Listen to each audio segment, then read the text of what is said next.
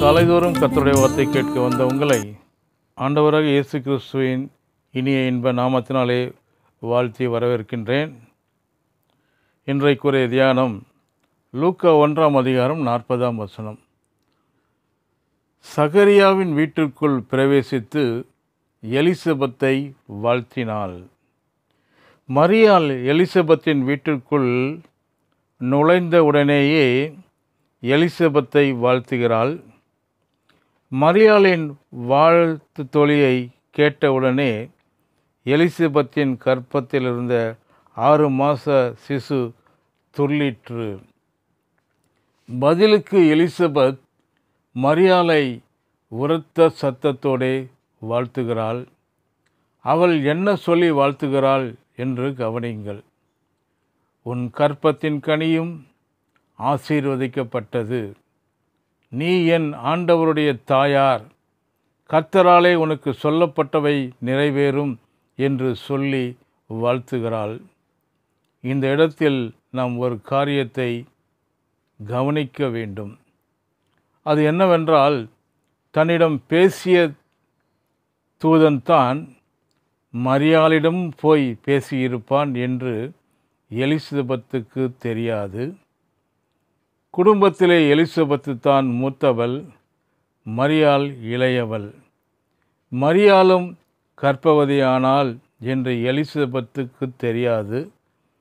ஆனாலும் பரிசுத்த ஆவியானவரின் வெளிப்பாட்டால் எலிசபெத்து நிறைந்து உன் கர்ப்பத்தின் கனி ஆசீர்வதிக்கப்பட்டது என்று வாழ்த்துதலையும், மரியாள் ஆண்டவருடைய தாய் என்று அங்கீகரிப்பதையும், கர்த்தருடைய வார்த்தை உன்னிலே நிறைவேறிற்று என்ற விசுவாசத்தை கட்டவிழ்ப்பதை பாருங்கள். லூக்கா 1:42-45 வாசித்து பாருங்கள். இந்த 2 பெண்களின் விசுவாச உரையாடல் பரஸ்பரம் நடக்க, போதகர் சகரியாவின் நிலையோ வாய் பேச முடியாத ஒரு பரிதாபம். எலிசபெத் மரியாளை பார்த்து, ஆசீர்வதிக்கப்பட்ட கர்ப்பத்தின் கனியை சுமப்பவளே, என் ஆண்டவரின் தாயே, நீ வாழ்த்தின உடனே என் வயிற்றில் உள்ள பிள்ளை களிப்பாய் துள்ளிற்று. இது எனக்கு எதனால் கிடைத்தது என்று ஆனந்த சத்தமிடுகின்றாள். பின்பு எலிசபெத் ஆவியில் நிறைந்து ஒரு அற்புதமான சத்தியத்தை வெளிப்படுத்துவதை பாருங்கள். விசுவாசித்தவளே பாக்கியவதி, கர்த்தராலே அவருக்கு சொல்லப்பட்டவைகள் நிறைவேறும் என்று விசுவாசத்தை பிரதானப்படுத்தி பேசுவதை கவனியுங்கள். தேவ ஆலயத்தில் தூபம் காட்டி பணிவிடை செய்யும் பிரசங்கியார் விசுவாசத்தினாலே ஊமையாய் போய் பேச முடியாமல் அமர்ந்திருக்க, 2 பெண்மணிகள் தேவ ஆவியினாலே நிரம்பி அக்கினிமயமான சூழலில் பேசிக்கொள்ளும் காட்சியினை சற்று கற்பனை செய்து பாருங்கள். ஒரு கன்னி பெண்ணிடம் நீ ஆணின் உதவி இல்லாமலே கர்ப்பமாவாய் என்று சொன்னால் அதை அவளால் நம்ப முடியுமா?